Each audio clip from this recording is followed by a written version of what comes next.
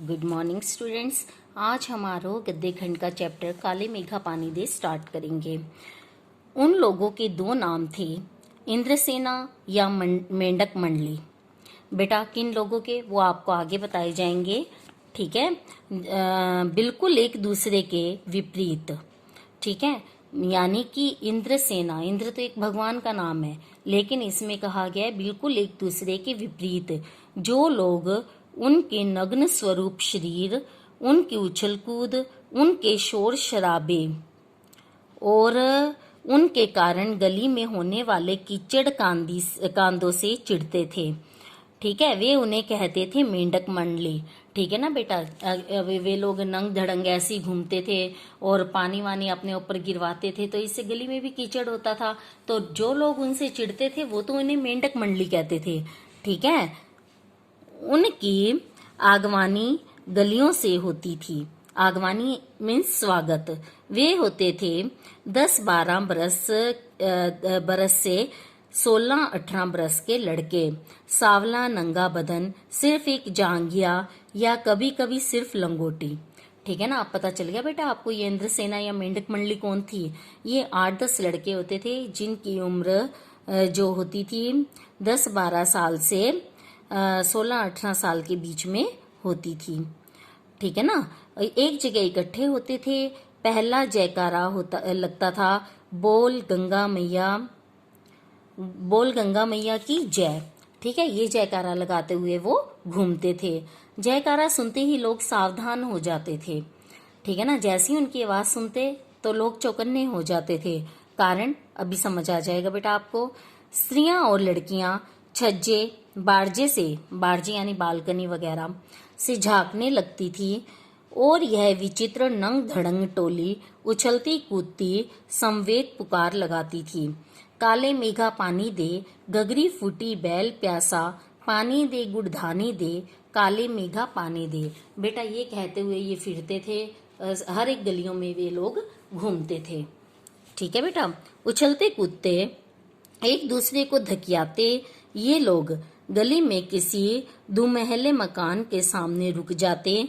पानी दे मैया, इंद्रसेना आई है, ऐसा ये लोग बोलते थे किसी भी घर के आगे खड़े होते हुए।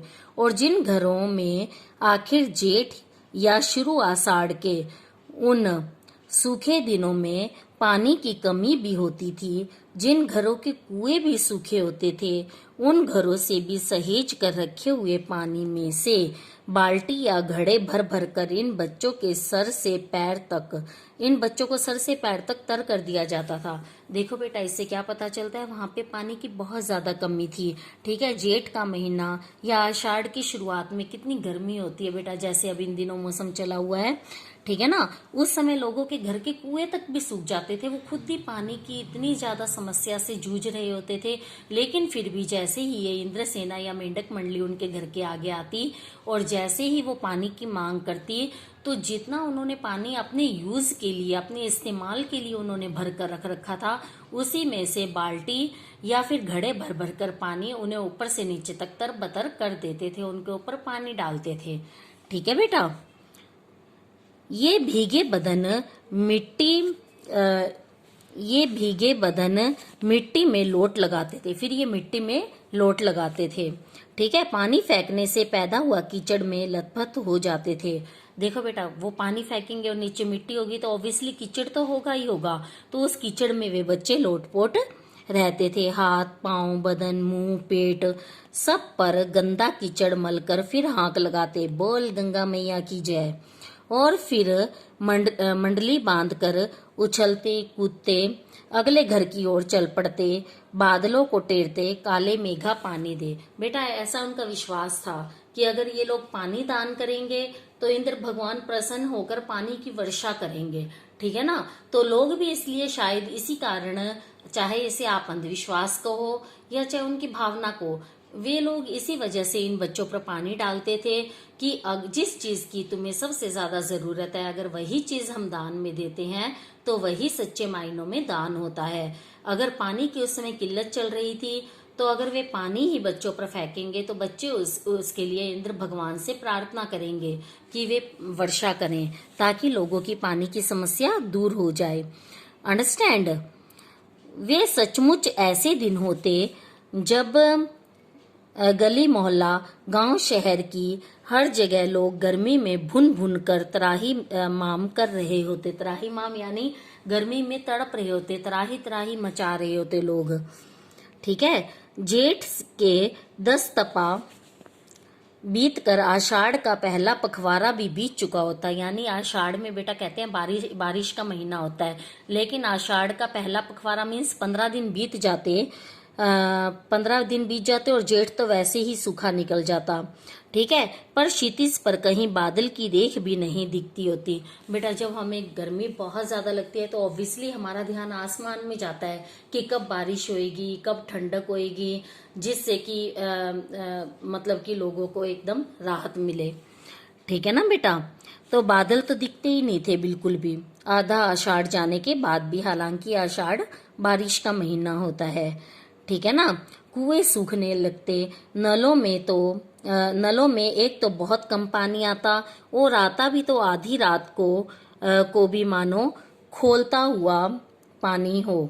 ठीक है। एकदम से जब रात को आता, रात को भी ऐसे उबलता हुआ सा पानी आता था एकदम। इतनी ज्यादा भयानक गर्मी में तो बेटा पानी वैसे भी उबल जाता है, तो बहुत ही उबलता हुआ पानी आता। शहरों की तुलना में गांव में और भी हालत खराब होती थी। ठीक है ना। गांव में तो और भी ज्यादा वो होती थी। वहां जुताई होनी चाहिए, जहां जुताई होनी चाहिए वहां खेतों की मिट्टी सूख कर पत्थर की हो जाती। बेटा खेतों में तो पर्याप्त पानी चाहिए, गांव के लोग तो ये भली भांति जानते होंगे। ठीक है ना। लेकिन जब अगर गिल्ली मिट्टी एकदम सूखने लग जाती है तो वो पत्थर की तरह कठोर हो जाती है, उसकी उपजाऊ शक्ति भी घटने लग जाती है। ठीक है। फिर उसमें पपड़ी पड़कर जमीन फटने लगती थी। लू ऐसी कि चलते चलते आदमी आधे रास्ते में लू खाकर गिर पड़े। बेटा लू कहते हैं ना बहुत ही भयानक होती है, कई बार तो इतनी भयानक गर्मी में लू में इंसानों की मृत्यु तक भी हो जाती है। ठीक है ना। आम बात है ये तो, लू में चक्कर आना और आदमी गिर पड़े। ठीक है ना बेटा। ढोर डंगर यानी कि जानवर, जैसे गाय भैंस वगैरह प्यास के मारे मरने लगते, लेकिन बारिश का कहीं नाम निशान नहीं।